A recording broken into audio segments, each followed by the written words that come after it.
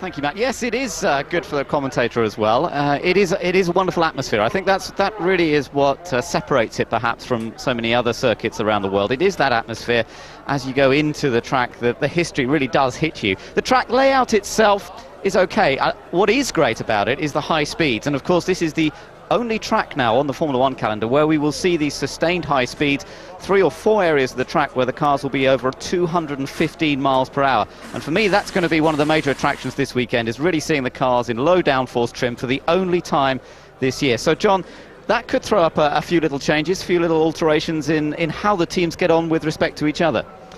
Yes, and also we heard mentioned there that tyre factor is also going to come into it. But going back to the aerodynamics, we're going to see cars running in excess of 220, maybe up to 230 miles an hour, particularly into the first chicane, a very difficult area, braking very late, turn right, then left onto the old track again down into Curva Grande. So getting the aerodynamic balance is very important. But what is interesting is that taking the aerodynamics at that sort of high top speed, you're gaining the same level of downforce that you would get, for example, at Monte Carlo when you run at much lower speeds, but you run a lot more bits on your wings. So the maximum downforce at Monza is actually identical to that at Monte Carlo.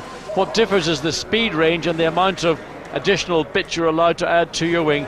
Nevertheless, it's a different type of racetrack when you're driving a car with very, very minimal downforce, particularly in the chicanes.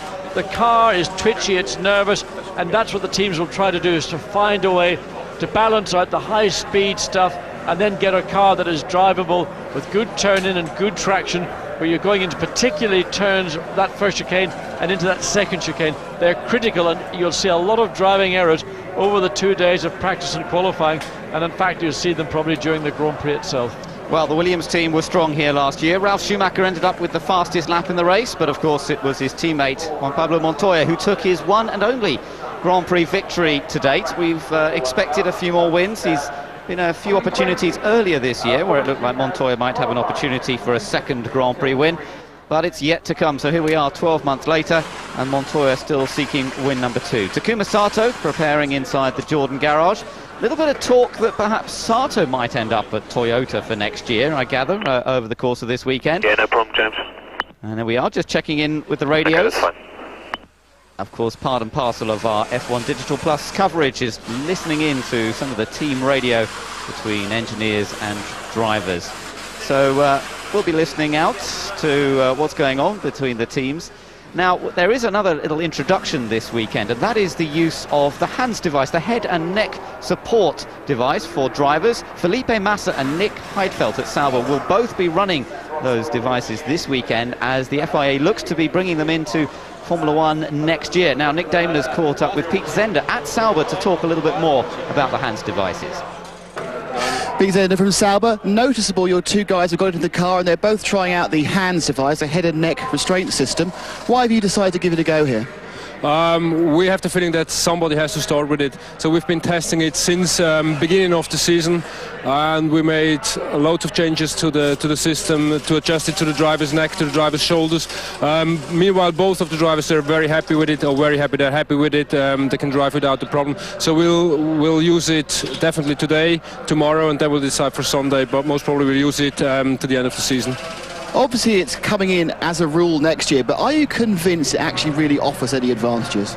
Yeah, of course. Sid Watkins showed us a presentation in Brazil, and it wasn't amazing, really. It was really pictures which you would think that you would have immediately casualties without a HANS system, and so we're really convinced that it helps a lot.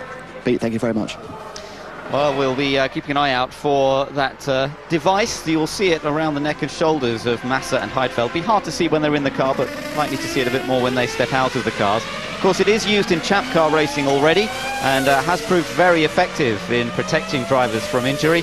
The device, designed by Professor Robert Hubbard of the Michigan University, was actually designed nearly 10 years ago originally, but it's taken quite a while for the developments to come through so that drivers feel really confident about using it. Yeah, there's a lot of resistance because drivers feel very uncomfortable wearing it, particularly in a modern Formula 1 car. That very much, that high side cockpit, the support around the internal part of the cockpit, it has to be basically, it's a bespoke unit. You just can't take it off the shelf, give it to a driver and say, right, wear it. And that reluctance is quite deep felt, I think, amongst a lot of drivers, in spite of the fact they know that in a rearward incident, a particular high speed going into a barrier or some form of impact, that neck and head and neck restraint will protect you now in the most vulnerable part of your body. So it just has to be, slowly, I think, catch the monkey is the case in this one, but it could well be mandatory in 2003. Radio check.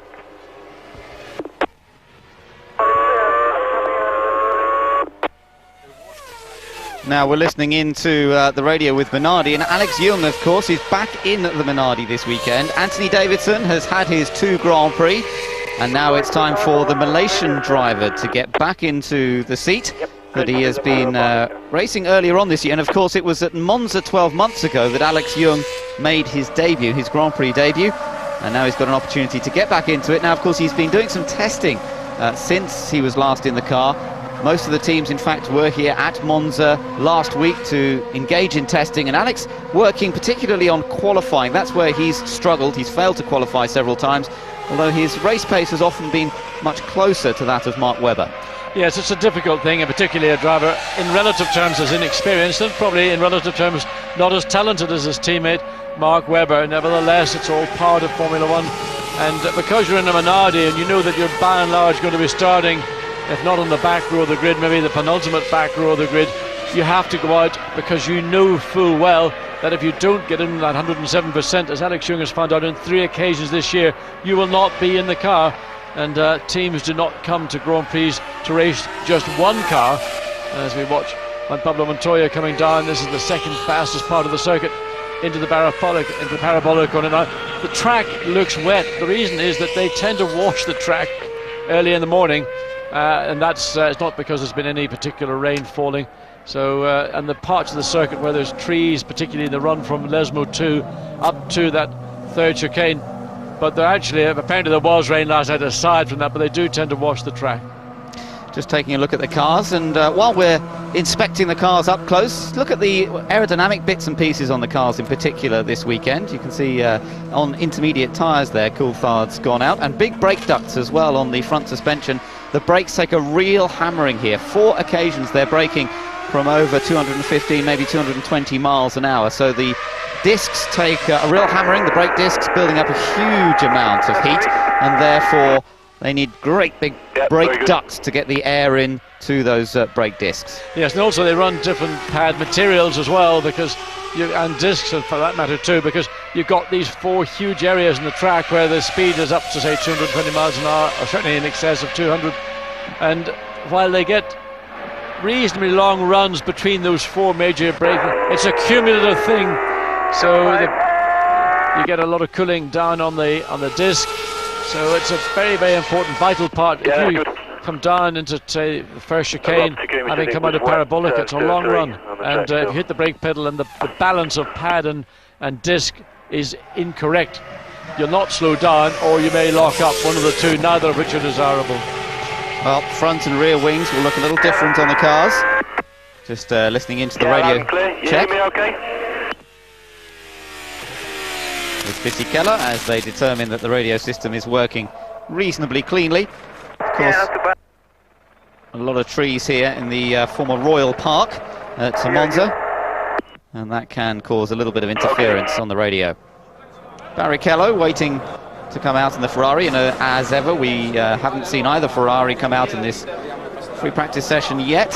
They normally do wait quite a while, and with a fair bit of testing done last week, I don't think the teams will feel the need to get in an excessive amount of mileage here this morning. Yes, and there's a certain amount of dampness around the track again towards the far end of the track, Lesmo 1 and 2. You could see moisture still on the track, and of course it isn't one of those bright sunny days that I described a few minutes ago prior to going into this session, but it will pick up. And David Coulthard, just having done an installation lap out of the car again, just talking to the various team members, no problems. As Eddie Irvine looks at the data screen, well, there's not an awful lot to observe on that, but nevertheless.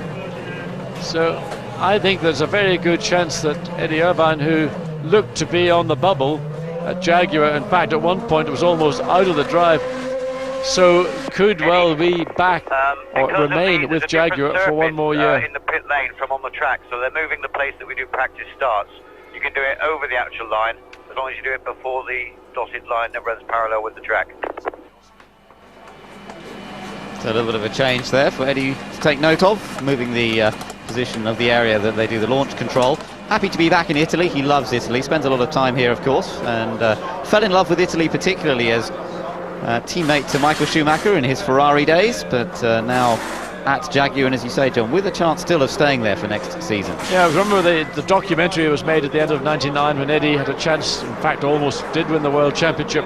But at this Grand Prix, part of the documentary focused a lot on the social side of Eddie Irvine's life, and Eddie was really more interested, it appeared, that's how it came across in the documentary anyway, in organising his post-race party, and any girl on a scooter that he sort of could come up and chat to was invited to the party.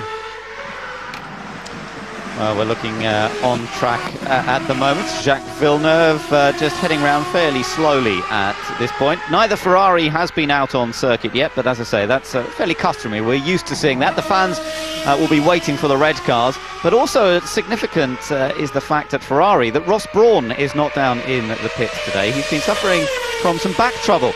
And Nick Damon's found out a little bit more about how that has affected things at Ferrari.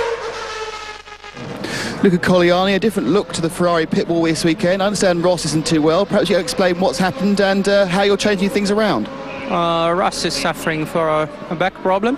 He's recovering, he's in Maranello, and he's in constant link with us, really minute by minute. For today, we are expect to have Ross back at the pit wall tomorrow. For today, Luca Baldisseri is coordinating the engineer works, and Chris Dyer is doing Luca's job as Michael's race engineer. But Ross will be back for the rest of the weekend to work out the strategy then?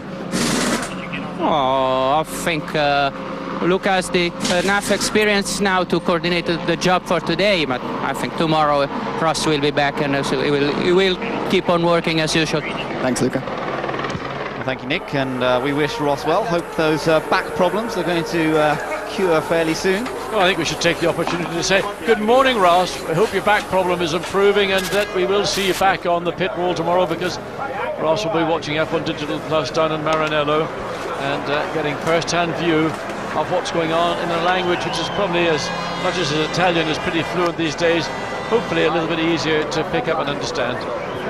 So Michael Schumacher preparing to come out in the Ferrari. This will certainly get the Ferrari fans a little more excited.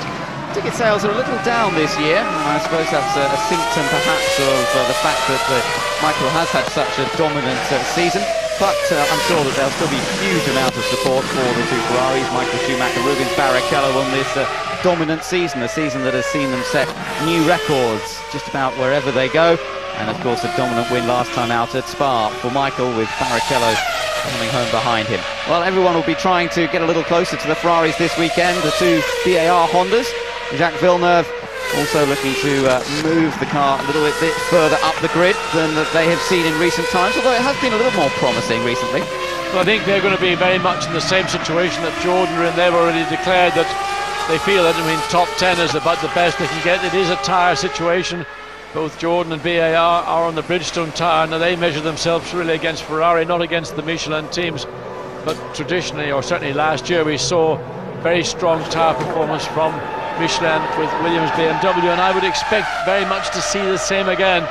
And Ferrari know, I think, here in Monza, the circuit, that they really love to win a Grand Prix. On of all the Grand Prix during the year, Monza is probably the most emotional for them. Nevertheless, it's going to be probably the toughest Grand Prix in many respects, because expectations are so high, enormous amount of pressure from the media, from the public, from the tifosi. So this could turn out to be one of the most entertaining and exciting Grand Prix of the season. It's a very high-speed Grand Prix, low downforce configurations, and of course last year Ferrari opted for a two-stop strategy, which, well, in many people's opinions, caused them not maybe to lose the Grand Prix, but certainly along with other factors, it didn't help by what Williams were able to do with that one stop and just take the victory comfortably from Juan Pablo Montoya. Olivier Panis making his way round, suffered that dramatic engine failure, of course, himself at Spa last time out, and a number of engine failures over the course of the weekend, as we've already mentioned. Best qualifying performance he's ever put in here at Monza was actually his first visit in a Grand Prix car back in 1996. He's showing us that the track is still a little slippery at the moment. Down at first chicane, and there are those, you just see those diagonal strips on that piece of green runoff area, and that's what drivers are very unhappy about. They feel that it's penalising you.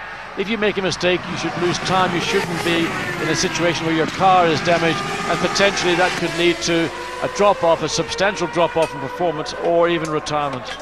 So Villeneuve has completed his installation lap, he's now back in, so not many people have actually gone round and completed a lap so far. In fact, Villeneuve and Panis have, no, they went out and came back in again, so most people are just going out on intermediate tyres at the moment, not really doing any serious speed running. As I mentioned, with all that testing they did here last week, they don't need to go out and gauge conditions that accurately at this stage, with a little bit of dampness still on circuit. So Mika Salo is probably the first car on track that looks as if he may be trying to do something a little bit more than just the initial bedding in, but it's just difficult to tell. It's whether he's actually on a set of intermediates or a set of wets. Even we're looking at that on Sky onboard channel. Here we are. In fact, it is a set of, I'd say certainly wets, yes. So the track is nowhere near wet enough to need these tyres. What they're doing is just saving their... So the Michelin choice right now is just let them go out and do another lap with these set of tyres. So let's just have a little look at Mika Salo coming through the first of the Lesmos here, the two Lesmo corners. And that gives you a great feeling of achievement. You come out of that corner and think, yes, I've done a really good time. You can judge a good lap by your exit speed out of the Ascari chicane. Then through Parabolica and into the pit lane entry, this wide start-finish straight opposite the grandstands. Alex Young also on track at the moment, and he stays out, so this could be the first sort of real timed lap that we've seen so far this weekend. The Minardi Asia-Tech across the line, 1:30.143. Just to give you some comparison, last year's pole position was set by Juan Pablo Montoya at a time of 1:22.216, and with the developments we've seen this year, particularly in the tyre war, we'll expect that mark to be improved this weekend. Well, Alex Young's time being improved by over a second into the Ascari chicane, and it's by his teammate Mark Webber, and there's the exit. That's fantastic. You get the car, it just, when you turn from right to left, the car just floats out, and you'll see drivers using the curb. Some ride the curb. We've seen in the past drivers getting massive tank slappers, virtually out of control. Somehow they gather it back up again. Now looking at Ferrari coming down the pit lane, world champion Michael Schumacher out on track for the first time. So this gives something for the Ferrari fans to cheer about as they see one of their cars on track, and it's just Barrichello now who hasn't come onto the circuit as yet, down into this revised chicane, revised for 2000, remember, and there is a little bit of the evidence of that support for the Ferrari of Michael Schumacher as he comes out. Now he has come out on dry grooved tyres by the looks of things, so he's not using intermediate tyres as some of the other teams have done, but he's taking it all fairly gently at the moment, having a look at track conditions and just seeing where any areas of dampness may remain.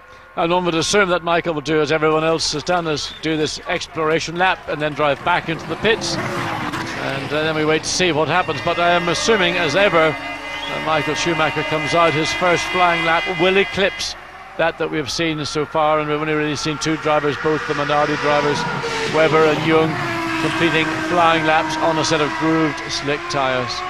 You gather that Ferrari have upped the ante even more for qualifying. They'll be running an even more developed version of the engine for qualifying in their attempts to annex the front row between these two drivers, Michael Schumacher and Rubens Barrichello. This is very much an aerodynamics and engine circuit, of course. Horsepower absolutely crucial to a fast time here, as it always has been at Monza, really from the very early days when they used to combine the banked bowl section of the circuit with the long straights as well. It's always been about horsepower, this place, and Ferrari showing that their horsepower really able to match the likes of BMW in particular this year, who dominated the horsepower stakes during 2001. And over the past few days, stories about BMW and their feeling about what the Williams chassis has been doing, or maybe not doing, and they've even offered to help contribute with some of that engineering or development. But Williams themselves putting their hand up and saying, yes, we did go for a rather conservative car setup. And in 2003, believe us, we are going to have a very, very sophisticated and advanced chassis to match that of BMWs with their remarkable and very powerful V10 engines. So Michael goes across the line and now just beginning to pick up the pace a little bit. You could see him sliding a bit through the first chicane. Comes down to the second chicane here. And this, of course, was where a couple of years ago there was that horrible accident where a marshal very sadly lost his life. There was a big pile-up of cars into that corner, and a very tragic day on that occasion. Michael Schumacher was affected by that. And, of course, last year he was badly affected here by the events of September the 11th. It was a very low-key Michael Schumacher here 12 months ago, and he was the main instigator of people trying to set a rule for no overtaking on the first lap. And really, it wasn't one of his shining weekends, but I'm sure that he'll be determined this weekend to put all that behind him and focus on trying to take another Italian Grand Prix victory for Ferrari. In the meantime, Eddie Irvine on his first flying lap at 1:25.142, and that's actually only half a second away from what was the quickest time on Friday last year. And remember that Jaguar in a difficult season, but they had a very, very good test here last week. In fact, Pedro de la Rosa ended up being fastest of the entire test. It was a long 4-day test at Monza. Pedro de la Rosa and Jaguar coming away feeling, well, maybe they haven't turned the corner, but they're midway through it. As we watch Rubens Barrichello just exit out of that first chicane, as we go to Jaguar and watch this climb up the hill, up to the third chicane. Eddie Irvine, no improvements from him in that first sector, but Michael Schumacher right now suddenly is upping his pace. Eddie there gets very, very wide. Well, there you see the reason why, and that's into that first chicane. He got it wrong and the car slides. Literally, that's what happens with this very, very low downforce setup. Cars running a two-plane rear wing. Keep an eye out for anybody who chooses to go with a single plane rear wing. It would be a high-risk thing to do, but it may gain you some speed in a straight line. So across the line comes Eddie Irvine. He is fastest in this session so far, but Michael Schumacher is likely to be much faster on this next lap. Here he comes. Some very, very high speeds that we're seeing from Michael Schumacher already, and this will be the fastest time of the session so far once he finishes. So over 200 miles an hour, very late in the brakes, maybe even inside that 100 metres, down to about 100, 110 on the turn into Parabolica. Then it's a very wide, long exit. Over that white line you see there, about 180 miles an hour, and then 200 miles an hour at start-finish line, and then up to about 220, and he's already improved 124.3, and that is actually quicker than we saw through the two Friday sessions 1 year ago. So that's a pretty impressive start for the weekend for Michael Schumacher. Fastest straight away from his brother Ralph, who just put in a quickish lap there in the Williams. Montoya's coming out meanwhile as well, and we'll keep an eye on those speed trap figures as well. Ralph Schumacher fastest across the speed trap so far. The speed trap is located just heading down towards that first chicane. Just before they get onto the brakes at the first chicane is where we see the first speed trap. This is the view into Parabolica. Alan McNish.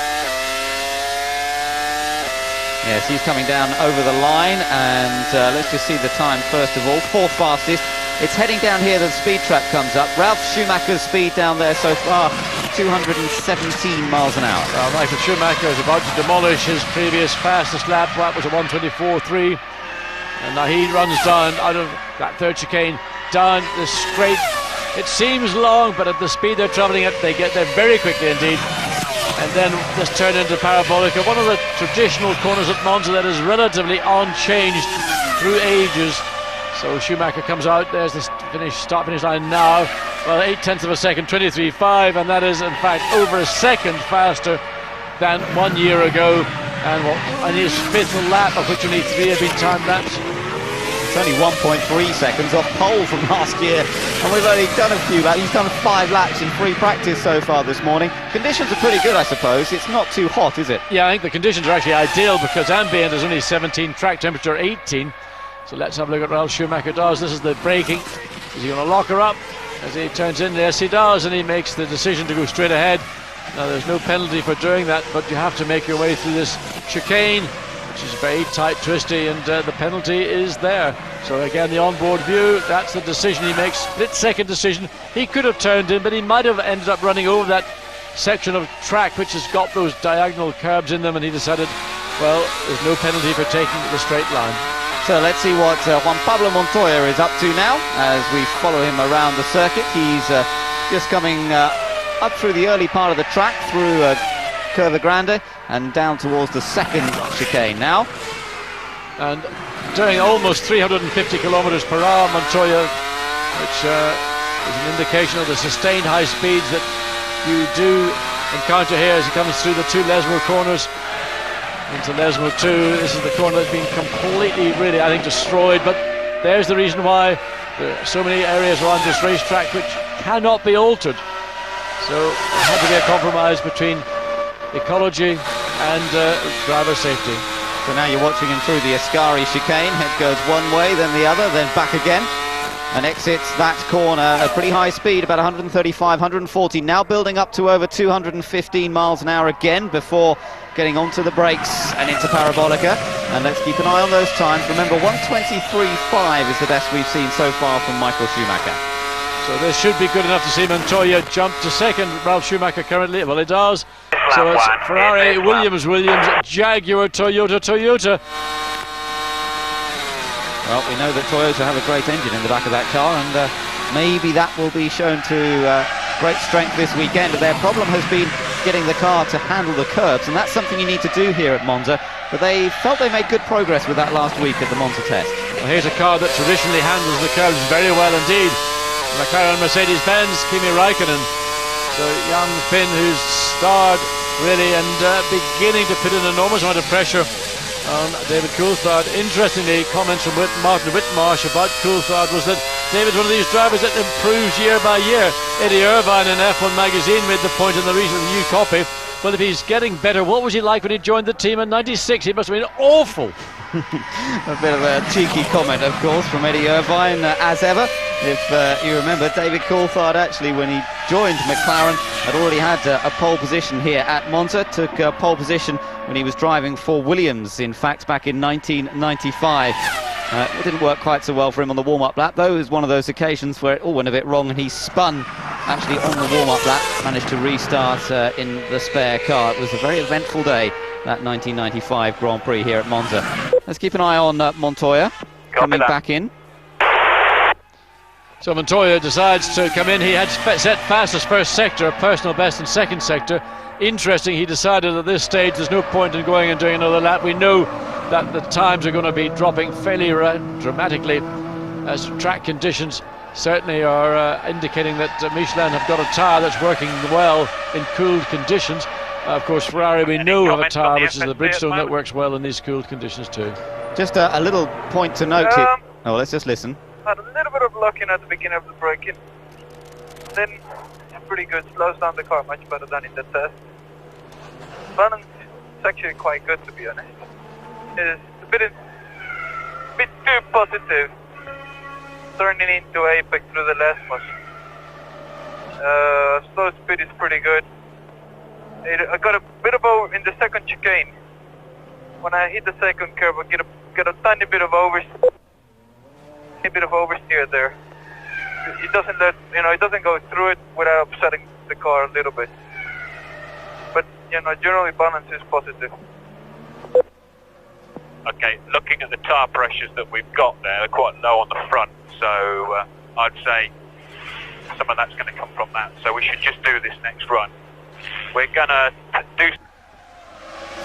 Some interesting comments there from Montoya. Let me just tell you quickly that the 220 mile an hour mark has now been hit by both Mika Salo and Takuma Sato with the Honda powered Jordan. So they've both hit 220 miles an hour, 352 kilometers per hour, coming down towards that first chicane. Well, you'd imagine with Toyota they've got the horsepower to drag the car down the straights. In the case of the Honda, they've been building up, they're getting horsepower, but of course for the Honda power teams they're going to have to look at running marginal levels of downforce. Great in a straight line, but it'll be airy-fairy stuff through those chicanes. Well, Michael Schumacher fastest, Montoya second, De La Rosa in a strong third place in the Jaguar at the moment. And then as we look further down, the two Toyotas 6th and 7th, with Sarlo did have the top speed, highest top speed, although Sato's just gone slightly quicker. And talking of Toyota, Nick Damon caught up just a few moments ago with Ove Anderson. Ove Anderson, big test last week. Something you've not been used to. Do you think as a new team it benefits you more having this very recent data, just a week old, for the testing? Yeah, of course. Now we have a chance to really work with the car for this specific circuit. So it helps a lot, I think. So would you say you're already where you would normally be at the end of Friday, just because the background data you have, so you can perhaps concentrate much more on perhaps qualifying straight away? Sorry, I didn't... How much further ahead are you than you would normally be at this stage because of the testing you had last week? Well, I think everybody has, first of all, everybody has been doing the same. So, I mean, I don't think we are further ahead. But when we start on Friday morning, obviously, we have an idea of the car should be balanced, should be more or less ready to start the work for the weekend. And obviously the big news, really, question is, when are you going to announce your second driver? The second driver will probably be announced in Suzuka or later, but that would be the first possibility. Thanks, Ove. Well, we shall learn more, no doubt, fairly soon, but we've just been watching some other pictures as well. David Coulthard ran a little bit off track at the second chicane. No major damage done, but he went wide. Well, I don't understand what David thinks he's doing. I mean, he's been here so many times, he's tested, he knows what the car is doing. And I think he had just passed whoever that is behind him. I think it's Panis behind him, yeah, well, on the way in. Ben, there's even less excuse. There's even less excuse. You know, early in the session, not even halfway through it, and to make an error like that, I mean, all it does is put pressure on the driver. David doesn't need pressure. There's enough in it coming from Kimi Raikkonen, and I mean that's just sort of, to me, an experienced, mature Grand Prix driver shouldn't make an error like that. Well, inside the Williams pit, there's still some setup work going on as Ralf Schumacher sits and waits. He's 4th fastest at the moment in this early stages of morning free practice here at Monza. Michael Schumacher fastest, having completed some 6 laps. Montoya second, close behind the Ferrari. Only a tenth or so between the two cars at the moment. Then it's De La Rosa and Ralf Schumacher, Irvine and Sarlo. Felipe Massa 7th, ahead of Button and Trulli in the 2 Renaults. Then McNish has been pushed down to 10th. Riding on board here with David Coulthard as he sets really what is his first flying lap, first serious flying lap. So we'll get an idea of the sort of pace from McLaren Mercedes. We've seen great improvement from the team so far this year, and it certainly would indicate that they're getting more horsepower than at the beginning of the year. We'll certainly get a clear indication of that over this Italian Grand Prix weekend. Well, there you see it, just over a second down of that third and final chicane. David comes out of the chicane, runs wide, that we're going to see plenty of, and then this final run down into Parabolica, having regained his composure, having had that little laugh we just caught the very end of it after the interview with Ove Anderson. Now exits out of Parabolica, out to the white line, just kisses the grass at the very exit of the corner, and David Coulthard, well, he goes up to 5th place, and he'll be a little bit happier about that. Let's just take a look at a replay of some action a moment ago from Jarno Trulli using the curbs. This is what we were talking about. Yeah, I mean, that's just monstering the curbs, but that's the nature of the circuit these days, so it's the nature. It's how you're going to have to find the time. But it looks ugly, it looks hard in the car when you see it in slow-mo. So Villeneuve crosses the line, but he's down in 17th place at the moment. We've seen an improvement from Jenson Button. He's up to 7th fastest in the early stages. We looked at Alex Young earlier on. He was one of the first cars out on track, if you remember, in the Minardi. He has returned to the team this weekend, but he's got to try and qualify this time. Bit of pressure on the Malaysian. Nick Damon caught up with his team boss Paul Stoddart just a moment ago. But what is a good result? What's the realistic target for Alex this weekend? I think he's just got to settle back into it. He did his first ever qualifying session here last year under the most frightening of circumstances. Monza's a circuit that he likes, so I think he'll be okay. Done well in testing, so should be fine. Having the test last week, do you think that helps you more, having a recent test being a smaller team than some of the bigger teams who test all the time? Definitely, and also to be testing on the circuit that you're going to be racing on, it gives you a tremendous advantage. I mean, it gives you confidence, a real boost, and they had some real mixtures of weather here last week, so whatever gets thrown at us this weekend, I think we're ready for it. Obviously the big question as far as Minardi is concerned is drivers, engines, design, sponsors. It's all up in the air. When's it going to start falling? Well, only some of it's up in the air. I know the answers to 99% of what you just asked. And when are you going to tell us? Engine very shortly, sponsors are already confirmed, and drivers, that'll take a little bit longer. Paul, thanks a lot. So Paul Stoddart playing his cards close to his chest for the moment. We're looking inside the Jaguar pit. There is Pedro de la Rosa, third fastest currently, as you mentioned earlier, John. He was fastest in the test last week. Also had a good points finish here last year driving for Jaguar when he finished in 5th place, having qualified in 10th. So always seems to go well at this track, and we'll see what he can do this time. Yeah, what's pretty clear right now, though, is outside of the 2 Ferraris, everything else is very much Michelin. It's only Felipe Massa, from what we can see of the top 10 times, that is 9th quickest. So currently the conditions favouring the Michelin. In fact, after the test here last week, the Bridgestone teams expressed maybe some dissatisfaction with the tyre choice that Bridgestone had made, and consequently they've revised their tyre selection and they've brought a much softer option tyre for teams to use. So pressure on Bridgestone. Don't forget that Ferrari may have won the World Championship, they may have won the Manufacturers' Championship, but through the field you've got Sauber, Jordan and others who are desperate to try and maintain, consolidate or improve their positions, both in Manufacturers' Championship but also in this Grand Prix.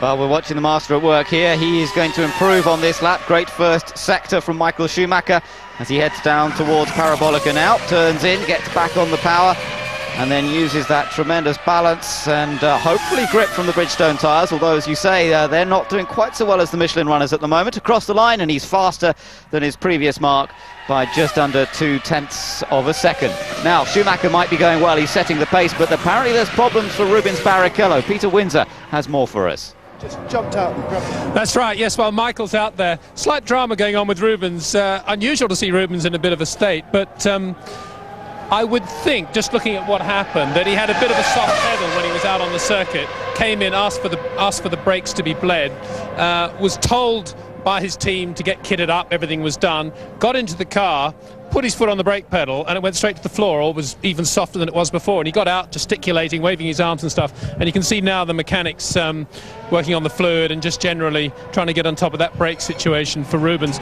Also, Giorgio, if you can just pan a little bit through the garage, you can see that despite all these incredible modifications at Monza, still very, very cramped working conditions for the teams.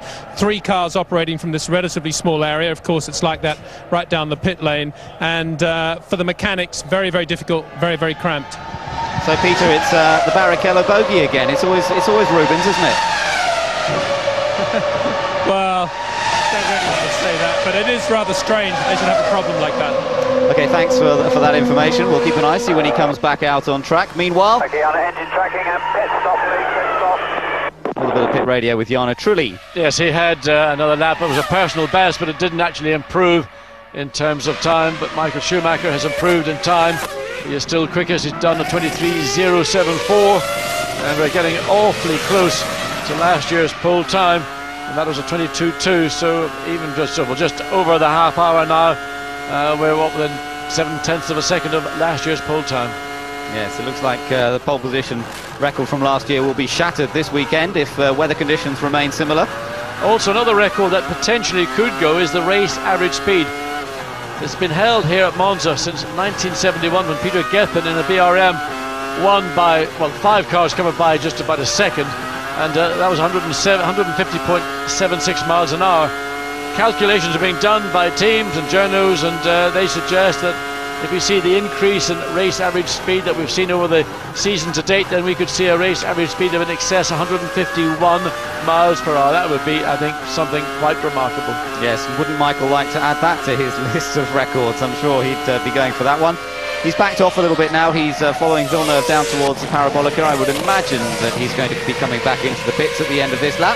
Fastest in this session so far on a 1 minute 23.074. And yes, indeed, he does peel off into the pit lane there, go down to the speed limit very quickly, and back to the Ferrari pit garage. So Montoya's on track. Now, he's second fastest, remember, after his initial run. He's completed only 6 laps so far, compared to Michael Schumacher's 10 laps. And now we can perhaps get a little bit of an answer to see whether Montoya is going to be able to match the Ferrari throughout the course of the weekend. Well, right now, outside of the 2 Ferraris, the Williams BMWs are the class of the field, but that's been pretty much the same all last year, and he's currently on that lap 1.4, almost 1.5 seconds down. We've seen a further improvement. Mika Salo has now popped up into the top 10. In 9th place, he deposed Giancarlo Fisichella, who just a minute ago got into the top 10 for the first time this morning. Irvine also looking to make an improvement. Irvine right now 6th quickest for Jaguar. A little bit of oversteer in the exit of Parabolica, not something Eddie normally would not have a problem with. So Irvine 6th, he goes 4th.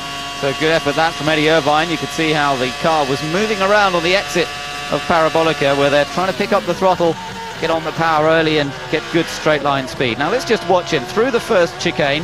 It's quite slow, tight, good traction, good engine power required there. Now listen here. Through Curva Grande, that's an easy flat out corner. They don't have to brake or lift off, and now he heads down towards the second chicane. Again, using the curb. You can see how the car reacts a little bit over the curb, and how it behaves is important. Now down towards Lesmo 1. Lesmo 1, look, the car ahead, Takuma Sato. Sato right now is in 16th place doing 26.2s. Irvine's in 4th place doing 24.9, so watch how quickly Irvine catches up. In fact, well, he's not going to catch him into the third chicane, but he may catch him on the run down into the Parabolica. So probably, in fact, it is actually an outlap for... and he's got it all wrong. He's turned into that third chicane. Either he had a little lock-up we didn't see, but certainly misjudged the braking dramatically, and personal best in first and sector for Eddie Irvine, but it gets it wrong under brakes, and that'll probably be now a trip back into the pits. So that's a little bit of a shame for Irvine, after it looks as though he was going to improve further there, but it's not qualifying. It doesn't really matter at this stage. And I wonder if David Coulthard has a wry smile on his face if he's been watching the coverage down in the McLaren pits after their little bit of a spat going on in the press at the moment. But nothing new in that. Irvine and Coulthard are usually engaged. I mean, just very late in the brakes. You might, well, I don't know. I'm not sure he was close enough to have any effect aerodynamically from Takuma Sato's car. Please, Eddie. Further improvement that last lap. The only thing is, of course, they're running such low levels of downforce on this circuit that therefore maybe it would have been a bearing. But again, experience and years of pounding around Monza would have taught Eddie that you can get so close but no closer before then you do start to shed lots of downforce, particularly off the front wing. Just to keep you up to date with the highest speed so far, it's still Takuma Sato and in fact Giancarlo Fisichella, the top two on the speed track. 222 miles an hour now for Takuma Sato, 355 kilometers per hour. So it's interestingly the two Jordan Hondas that are setting the highest speed trap figures currently. That will of course depend on the level of downforce they're running on the cars. Here comes the Williams of Ralf Schumacher. Had one of the highest speeds earlier on, dropped down the order slightly now, and currently Ralf Schumacher wanting to try and move up the list. He's 5th fastest. Let's just see if there's any change. No, fairly slowish lap, 2.6 seconds off his brother at the moment. Well, I think part of the reason is that the freshness of the tyres has gone, and they may not be into trying the alternative tyre at this stage, so they're just going through a sequence again. In the case of Williams, traditionally they always use this part of Friday morning to do fuel tank or carry a lot of weight of fuel on board. So Pedro de la Rosa, he's now 3rd, but he's been 3rd for some time. Irvine 4th. So Jaguar shadowing Ferrari and Williams. Well, that's good to see, and let's hope that this improved form from Jaguar can actually be translated into a decent race result at the end of the weekend. Of course, certainly worked out well for Eddie last time out in Spa, scoring some points, absolutely crucial after what's been a very tough season, but 6th place, a very valuable 1 point in the championship for them. Just watching De La Rosa exiting or entering and exiting second chicane, you've got to be absolutely brutal with the car. That's the quickest way through that sequence of corners. You can see how much deflection there is on the suspension, the wheels, tyres, that oscillation we see from the Michelin tyre. Much less so through the third chicane. It's a quicker chicane. You don't flick the car in and then that very sharp change of direction. It's much more of a flowing, rhythmic method of going through the third chicane. So let's just watch him through the top corner, Parabolica, the final turn. You can just see again, a bit like Eddie Irvine's car, the car slides a little bit through there. You could see a little correction required despite modern traction control and everything else. The driver's working hard through there. That keeps Pedro de la Rosa in 3rd place.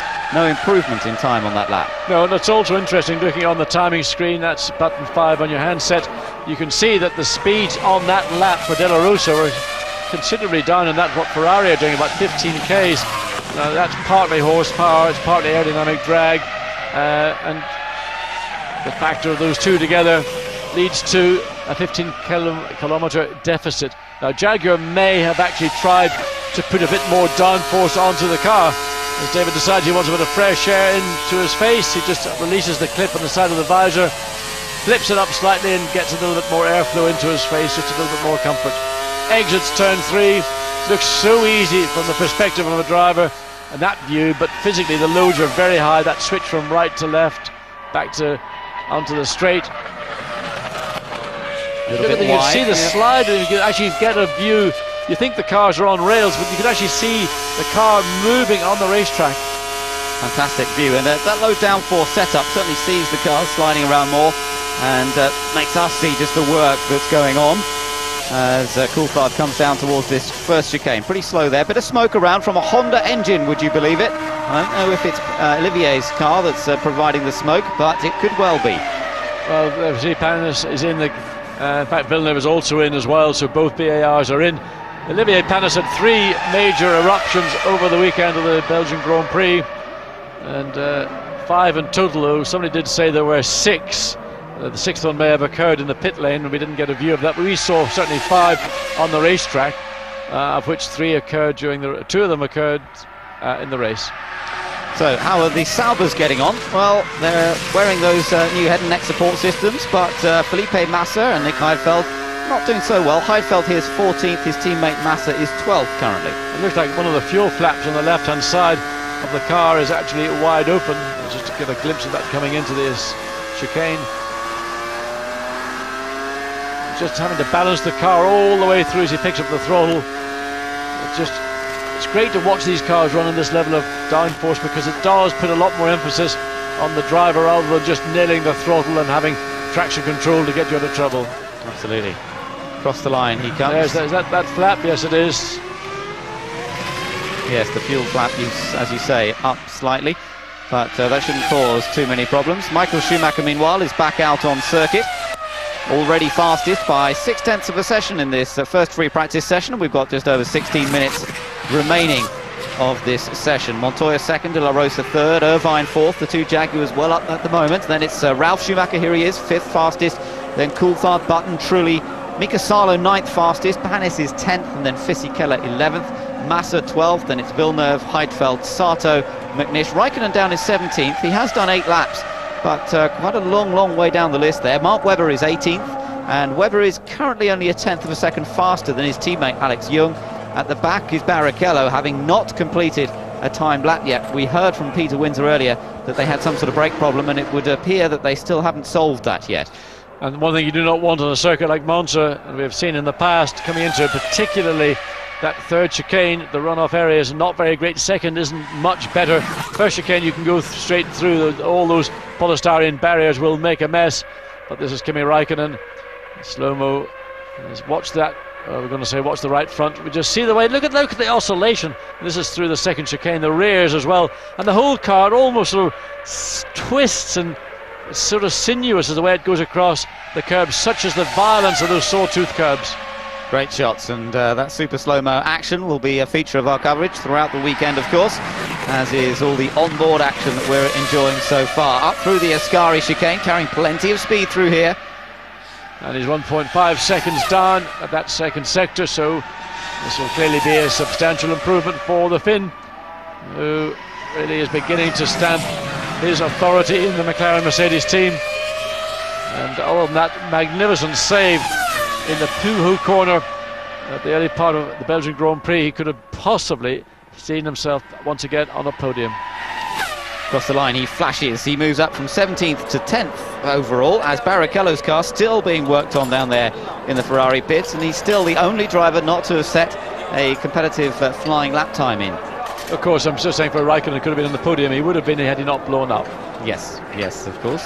Spectacular engine failure as well for Kimi Raikkonen at Spa, but Coulthard certainly, although he is under pressure from Raikkonen, Coulthard's been doing a good job in the races so far this year and working hard throughout the weekend to get a decent race result at the end of it, and that's I'm sure being the focus of his attention.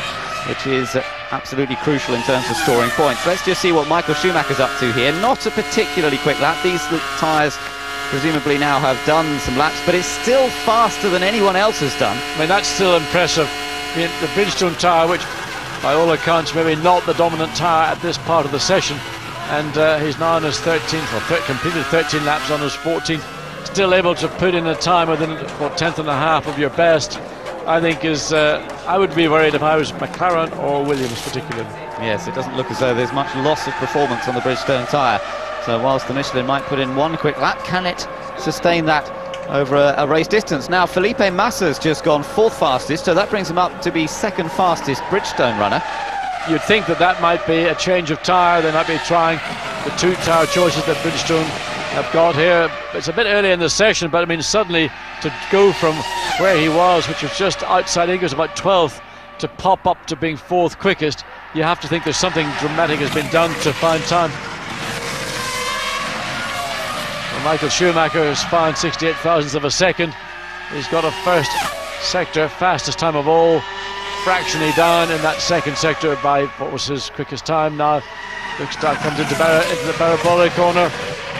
So will they see any improvement? Will he be into the 122s? This lap could, if he had a good exit, see him break that 123 second barrier. Across the line he does indeed, John. He's into the 122s. Last year's pole is being approached rapidly here by Michael Schumacher, a 122.869, and that puts him some 0.8 of a second ahead now of Juan Pablo Montoya, who's just come out in the Williams. So perhaps we'll get an idea. Still sliding around a bit there, Eddie Irvine. Yeah, this is into the second chicane. Now, Eddie did something, I don't know what. I mean, obviously he got it wrong, and over the grass, over the gravel.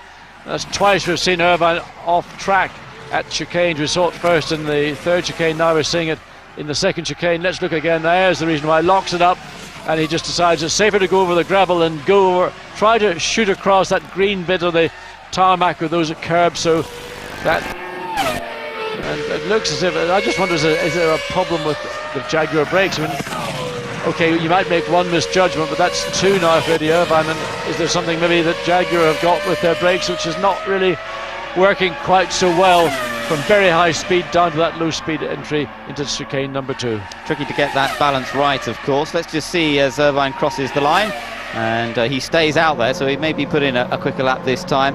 Braking, as you say, from very high speeds, and they can really stamp on the brake initially, but as the speed comes off, the downforce comes off the car, less grip is available to the tyres, and in the last part of that braking area, that's when it's so easy to lock up. Much better in FP4. Well, I don't think that is a fresh set of tyres on the Sauber, because you can see they've done a fair bit of laps. So that time that Felipe Massa did, he's still 4th quickest, 24.929. May have come from a change. You'd hear Massa just briefly saying a substantial improvement, but we didn't find out whether it was aerodynamic or which part of the car. Kimi Raikkonen's back on track once again. His time 11th at the moment, although he's improved on the 1st sector, not on the 2nd. I wonder whether this might move him up just a little way, or is he heading back in? He's coming back in. Yeah, so he's heading slowly round the top corner and back into the pits. As we look across, we're only about 10 miles away from the city of Milan here, so it's a great place to come and watch motor racing and be at the centre of some Italian culture, as Eddie Irvine knows only too well. Yes, Eddie is very familiar with the nighteries, as they're called, but he comes across, looks to see an improvement, 24.9. He does, he improves up to 4th to 24.8. So again, Jaguar consolidating 3rd and 4th quickest. Now the only question mark I would have, of course, is how much weight's on the car. In other words, how much fuel load are they carrying? And here is Montoya now, as he's coming around to complete a lap, although looking at his sector times, which of course you can do on Sky Button 5, nothing very interesting in terms of improvements here from Montoya, so a slowish lap from the Colombian. And let's just watch some of the slow motion action of his lap. Again, this is in the 2nd chicane, and Montoya takes a fair chunk of curb again on the exit out of that chicane, and you can see that whole oscillation, the whole wheel. It's not just the tyre that appears to oscillate. So around comes Montoya. This is just a run on a used set of tyres, and you can see at the first split he's nearly half a second down on Michael Schumacher's time. Also on track, Jarno Trulli. Now, the two Renaults have both been inside the top 10 fairly consistently throughout this session so far. Button is currently 8th, Trulli 9th, but looking to improve here. His first sector definitely quicker. The green figures come up on the data screen. And the Italian, who's never really had much success here at Monza, despite it being the Italian Grand Prix. Let's see what he moves. He stays in 9th place. Slight improvement in time, but he still remains just a few hundredths slower than teammate Button. Well, this is a circuit where Renault engineers say they use to simulate their engine test facilities back in France. It's the circuit where you've now got the highest percentage of full throttle opening, and different engine manufacturers maintain it's a different figure. BMW say 70%, Renault say 65%. Renault making improvements all the way through, but probably not at the leading edge of out-and-out horsepower when you compare what BMW or Ferrari would certainly have available. Great on-board pictures once again through the second Lesmo here. Now building up the speed once again, and it's just amazing how quickly these cars gobble up the straights at Monza. At top speed here, they're up to nearly 100 meters per second at 355, nearly 360 kilometers per hour. 100 meters every second is covered by one of these cars. That's just astonishing, and it is amazing when you have walked round this track, seen how long these straights are, and how quickly these cars get down, and it's just incredible.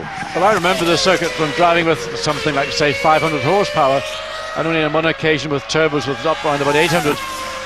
The straights today look so short. The cars are so fast down the straight. They've got such incredible acceleration, and top speeds, well, up to 220 miles an hour as we're seeing.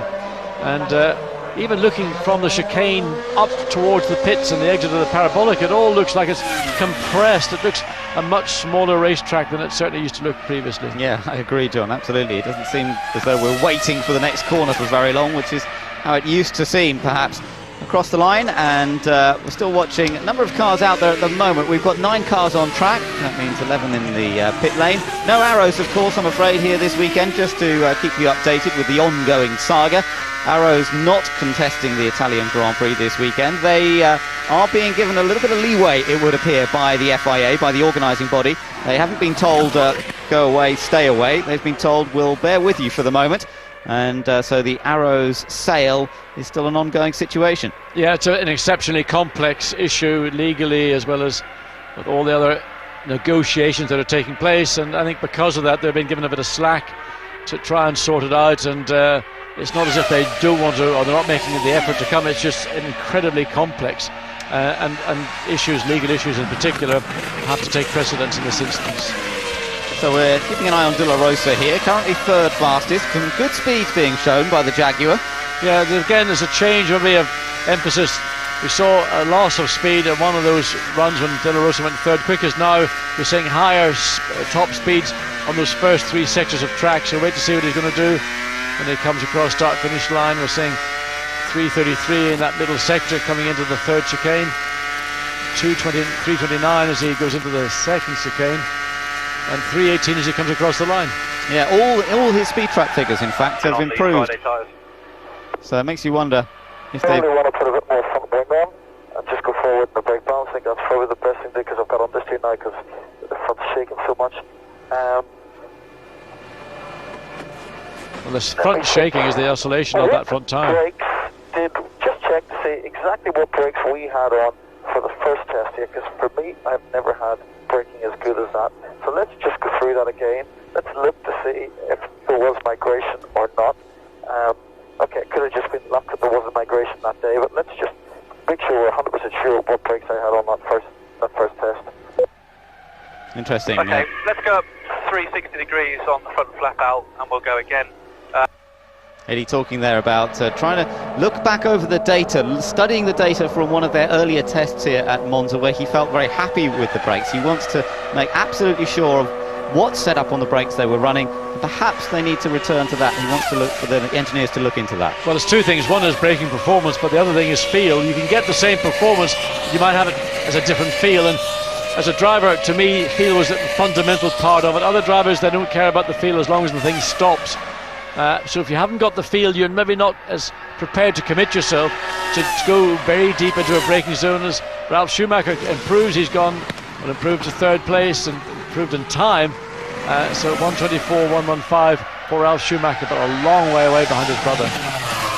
Yes, there is a big gap indeed at the moment. We still have not seen Barrichello back out on track. As you saw, they're still doing some work on his car in the Ferrari pit, so he's the only one not to have completed a decent number of laps here today. Most laps so far have been completed by Jarno Trulli by the looks of things. He's done some 16 laps with just 3.5 minutes remaining in the session. So David Coulthard 1.5 seconds down in that second sector, but Jarno Trulli has improved at first sector quite a substantial amount, and now a big improvement for him in that second sector. So Jarno Trulli currently 8th and at 25.119 would look to improve, whereas David Coulthard not showing improvement in first or second sector. Coulthard just one spot ahead of Trulli in 7th place. So across the line, I don't think this will change his position at all. Nope, it stays exactly where he is, 7th fastest, but Jarno Trulli not far behind. Could well move up the order. He's just coming out of the final bend. Here we are, and he goes up to 5th. So that puts him between the two Jaguars now, De La Rosa and Eddie Irvine. And just check out that rear wing. I mean, Renault running almost minimal amount of downforce in the rear wing. And you can see it's going to improve the top speeds, but in the low speed parts of the track it is a 2-element wing, but it's almost flattened out to the point where it just almost looks like one. Giancarlo Fisichella waiting to come back out again in this session. He's down in 13th at the moment in the Jordan. He's completed 13 laps as well, and his teammate Takuma Sato just a fraction behind him, despite the two of them having very high speed trap figures. Olivier Panis has just got in between the two of them, but Takuma Sato with that 222 miles an hour across the speed trap, it hasn't been converted into a top 10 time so far. Kimi Räikkönen again with the McLaren rear wing. Look how flattened out he's got that. So flat out through the Curva Grande. That used to be in the old days a corner which was just tippy toes all the way through. Now not even a corner to worry about. Oh, he got it wrong there. He got it wrong in the entry into turn. The second chicane, first part, had to back off, compromise second part. So Kimi Räikkönen disappointed. He had a personal best in that first sector, but compromised it into the second chicane. Just listen for a moment.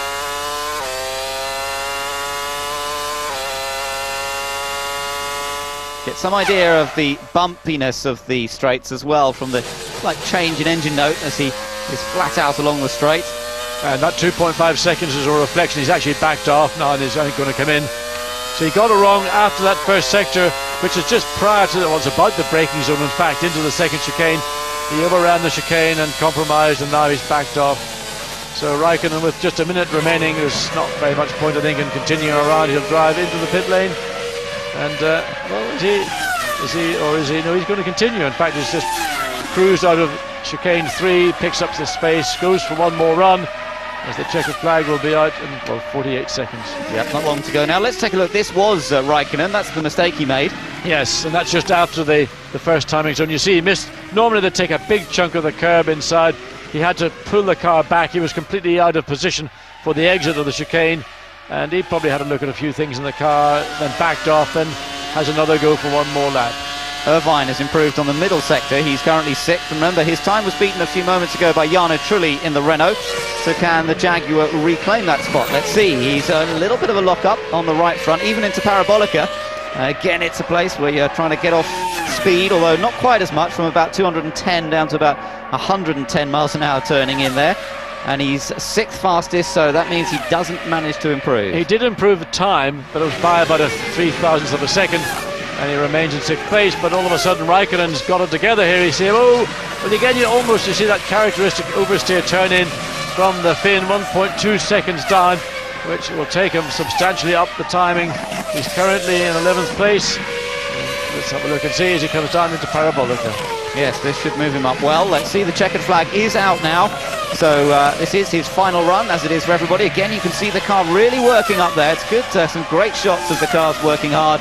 And Räikkönen across the line goes 9th. I thought it might be better than that, actually, I have to say. Yes, in fact, Olivier Panis had just about 10 seconds earlier gone 9th. Now Räikkönen, I expected more as well from that last. He was 1.2 seconds down at this point, and he seemed to maybe lose a lot more through Parabolica. Michael Schumacher half a second down on his personal best, still unchallenged by the best part of 0.8 of a second. I think, in fact, he may well be backing off. He's got Mark Webber behind him in the Minardi, picking up a useful tow. Mark Webber's just set a faster first sector time than he has in this session. Michael hasn't backed off. He is going to finish off the lap, so it won't be an improvement in time. It's a 25.591. Mark Webber behind him. Doesn't improve overall, and everything is fairly well settled as the last few cars come across the line. Button and Irvine, McNish all ready to come through to take the checkered flag. Well, here's our entertainment of the weekend. Felipe Massa in Lesmo 2 runs over the curb, runs over the rumble strip, catches the gravel, and I could tell him not to do that, because way back in 1981 I did the same thing and ended up in the barrier on the right hand side of the track and had the engine go one way and the chassis the other. Michael, look at that! But of course the flag is out. Nevertheless, he's using the opportunity. Fastest first sector of all. So how about that? Yes, indeed. He's just set the fastest sector time that we've seen in this session so far, even though he knows he's got to come in at the end of this lap. This shows you what that Ferrari is capable of. He's coming up behind Takuma Sato here, and I'm not sure whether he's going to keep pushing through into the second sector. That is the second sector completed, and he didn't go quite as quick, although he was only 2/10 off his best in that second sector as well. Yes, he was, with Sato ahead of him. Maybe he decided there's no point. I mean, this is the slowing down lap after all, and to overrun somebody or be seen to be trying to gain an advantage when the track is effectively closed may not be quite the right thing. But the point was made in that first sector, 26.475, quickest of all after 1 hour of running. Just a quick note as well that the highest speed trap figure just at the end there was taken by David Coulthard, so that's a little bit of a surprise. Maybe they took off some of the downforce. Maybe he got a decent tow somewhere. 223 miles per hour from David Coulthard. But both Jaguars have gone well. Fourth place for De La Rosa, Eddie Irvine sixth fastest. They must be pretty happy with that. Nick Damon has caught up with Gunther Steiner at Jaguar. Gunther Steiner, must be very pleasing that the form in the test is continuing over to race weekend. Looks like, I mean, no, up to now, but it's a long way to go. Like always, Friday is a test day, and the real world is tomorrow again. Was it just a case as soon as you tried the low downforce package, the car began to fly? I wouldn't say it flies, it goes better. Flying is somebody else, but no, it looks like that helped a lot, and the new suspension introduced in Spa helps as well. Is the suspension design merely improving handling, or does it improve the tyre wear as well? Both of them. I mean, it is the handling, the feeling for the driver gets better, but as well the tyre wear is better, so that you can utilize your tyre better. Good job. Thanks a lot, well done. So the positions after this first free practice session for the Italian Grand Prix. Schumacher fastest by 3/4 of a second from Montoya and Ralph in the two Williams BMWs. Then De La Rosa and Irvine just squeezed in between them. Jarno Trulli in the Renault, seventh fastest Felipe Massa, then Coulthard and Raikkonen in the two McLaren Mercedes, despite Coulthard with the fastest speed trap figure at the end. Panis 10th, then Button in 11th place ahead of Salo and Fisichella. Takuma Sato, both Jordans quite a long way down, then Villeneuve and Heidfeld. McNish down in 17th place. Alex Young actually faster than teammate Mark Webber, so perhaps the extra testing that he did last week has helped. And Rubens Barrichello only 2 laps, no flying laps after what appeared to be a braking problem, so Rubens not getting a decent run in this first session. And that'll be reassuring for Alex Young, because it's difficult to step out of your car and have another driver drive in 2 races, and the two drivers both did 18 laps apiece, so no gain or advantage apparently to either driver. Let's take a look